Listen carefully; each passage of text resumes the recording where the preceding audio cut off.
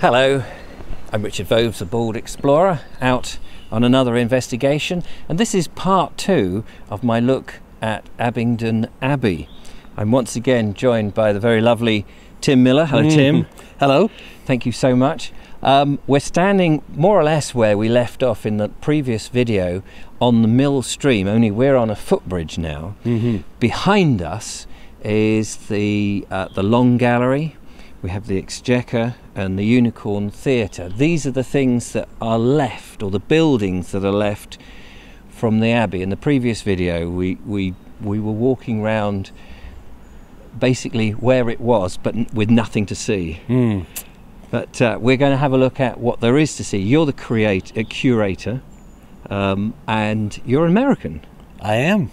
So just before we go in and see what's in existence and see all the wonders that you've got for us, how is it that there's an American curating a very English piece of heritage? You know, I was a school teacher in America, and I went back to get a higher degree. My supervisor in America was English, and he recommended study with a certain professor in the UK, and so I applied and came to study. And while I was working in Oxford, the Friends of Abingdon found me and asked me to take care of these lovely buildings. Fantastic. Well, it gives us a unique perspective also to get an American's perspective on an English heritage or piece of English heritage, yeah. Right, without further ado, let's move from the Mill Stream to the wonderful buildings behind us.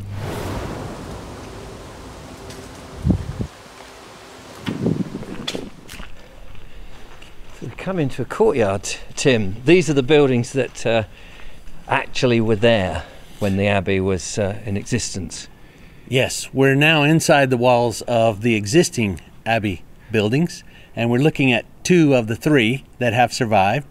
And so this first one is called the Long Gallery. It's very long, and it's a 15th century building and had many purposes, which we can discuss in a moment. Well, I'm very much looking forward to going in there and having a little look. And next to it, there's what looks like an older building. Yes, next to it is the oldest building surviving from the Abingdon Abbey, called the Chequer, or Exchequer. And we think this was the counting house where they stored the gold and did the counting and kept the books. Oh, fantastic. And below, you have a vaulted area. There's a place called the Undercroft, which looks like a crypt, but there are no bodies in there. Maybe wine barrels. Right. So a storage area. And this building dates to the 13th century, maybe 1270. Oh, right. So that's the oldest part, really. Yes, that survives. That survives.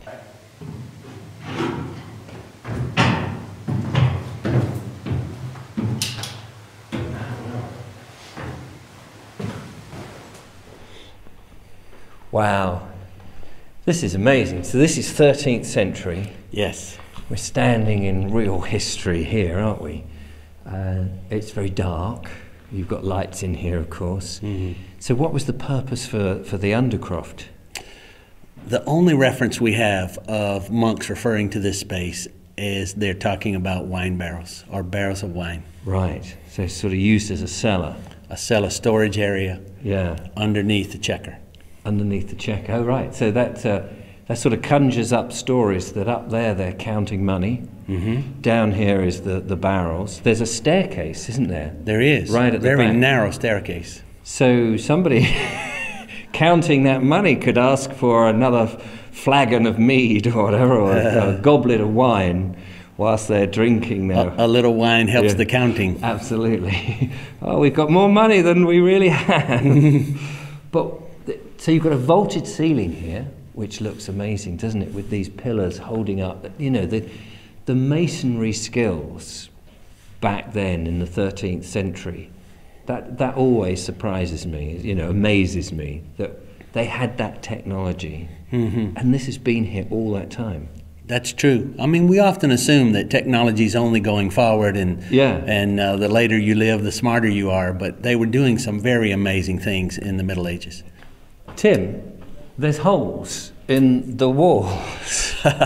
They look to me like joist holes. Is that what they might be? I think these are. We have others that have a different purpose, but these these holes seem to be for supporting joists and a floor that was here because it was storage, right, and that increased the storage space. So effectively a large sort of wine rack that or beer rack or whatever. Yeah, whatever they used it. Yeah, so you could get to the ceiling. That makes perfect sense. After you. Thank you very much. Oh wow. Wow. This is in your long gallery, but underneath, isn't it? Yes, what we call the lower gallery. The lower gallery. And you've got these fine old timbers here and the roof and these beautiful walls with fireplaces in. Mm-hmm. Not so many windows in here. You've got one window this side and a window there. So what was this? What was this used for? This space is as much an example of change over time as any place we have, because right, it has so many purposes, and openings have been closed, new openings were made. So in Abbey times, most likely this was for the brewing. Right. Beer that was so thick you had to eat with a spoon. Like a porridge. Yes. Yeah, an alcoholic porridge. Wow. And after the dissolution, they continued to brew beer here for a while. But different people would buy the space, and so changes were always happening, and so these walls which were open are now closed. And oh, I see. So yeah, because there's an indication there that that's been infilled. Mm-hmm. So that would have been open all the way through, like that window there. That's correct. And now we have this very modern floor, but the walls are original, and some of the beams and a few of the columns are medieval. Yeah. So it's the brewing that really kept this building in existence. This lower space, this absolutely. Lower space, yeah. Because so much had been sold off and parcelled away, as we'd noticed in the previous video with Henry VIII selling off bits and what have you. So it's amazing that this is still standing. Mm-hmm. So that the Moreland Brewery was in Abingdon, wasn't it? They were, and they still have a very large modern building on the other side of town. Right. But before that building, they were located here. Gosh. And so beer brewing has been happening on this site for nearly 1,000 years. That's amazing.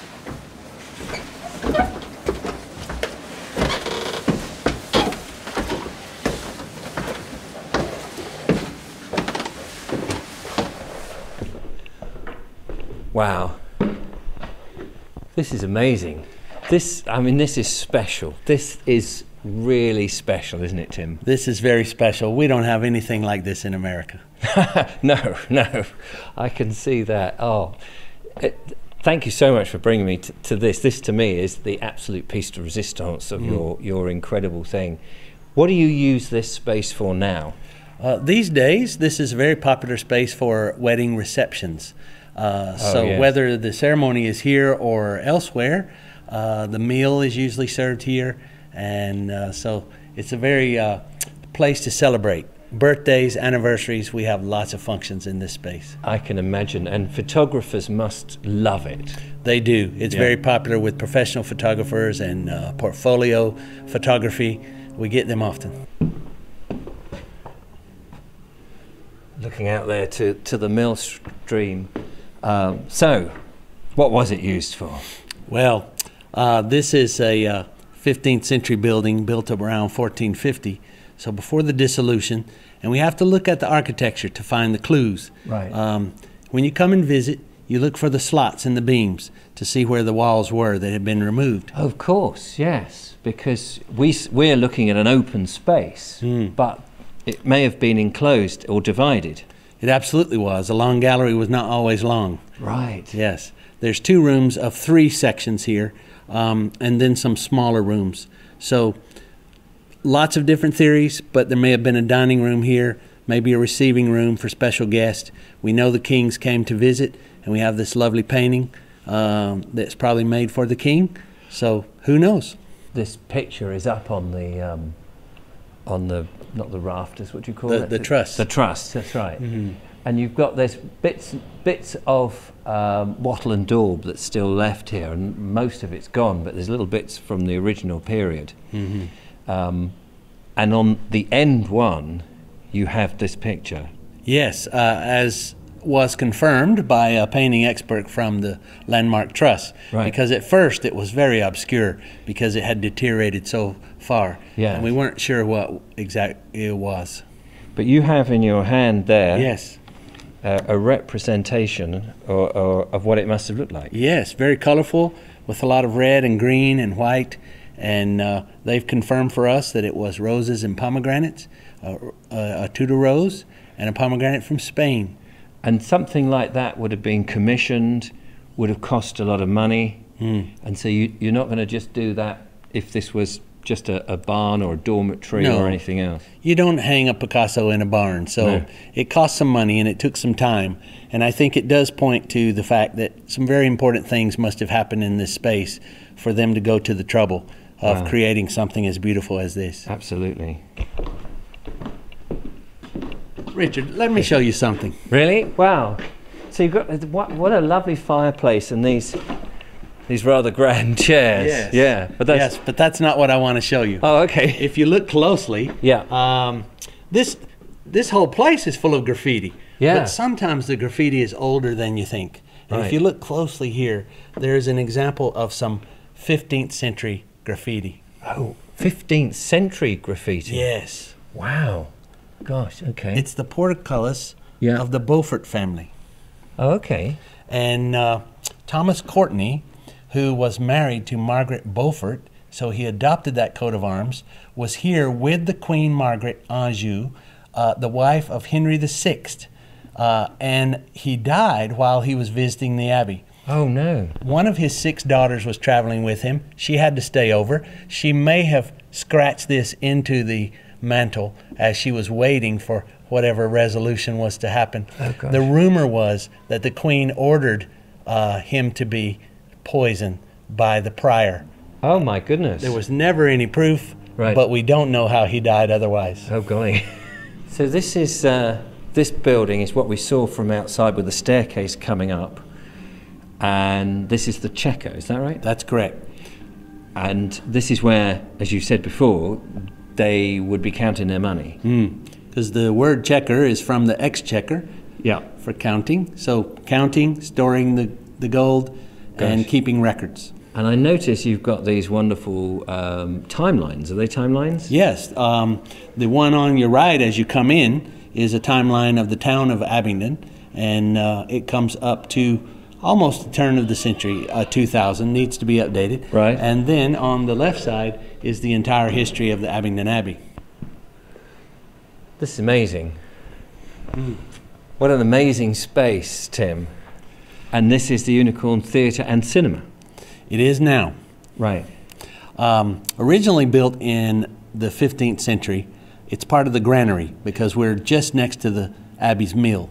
Oh, I see, yes, of course, which goes back to the mill stream that we saw right at the very beginning. Exactly. And so they would have milled their flour and whatever for all the townsfolk. So now it's a theatre. It is. After 30 years in Abingdon with no cinema, the Regal from Evesham has opened a cinema in Abingdon, and we're one of 2 screens, Right. allowing them to show films here in the Abbey buildings. And it's called the Unicorn Theatre. Now, where does that name come from? It is, because it was the year of the Queen's coronation, 1953. There was a lion and a unicorn, and they chose the unicorn for the name of this theatre, yeah. Oh, well, there we are. There's a good story there. Okay. Where we stepped outside, the gardener is working away with a leaf blower there.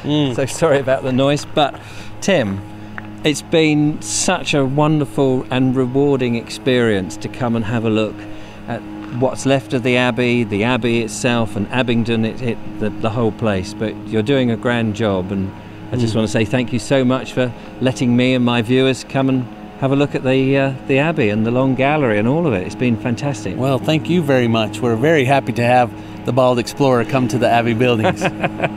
Well, there we are, ladies and gentlemen. Thank you so much for watching. Don't forget to follow, like, subscribe, leave a comment. If you've been here, I want to know what you thought. If you haven't, let us know what you think from the video. Give us a thumbs up if you've enjoyed it.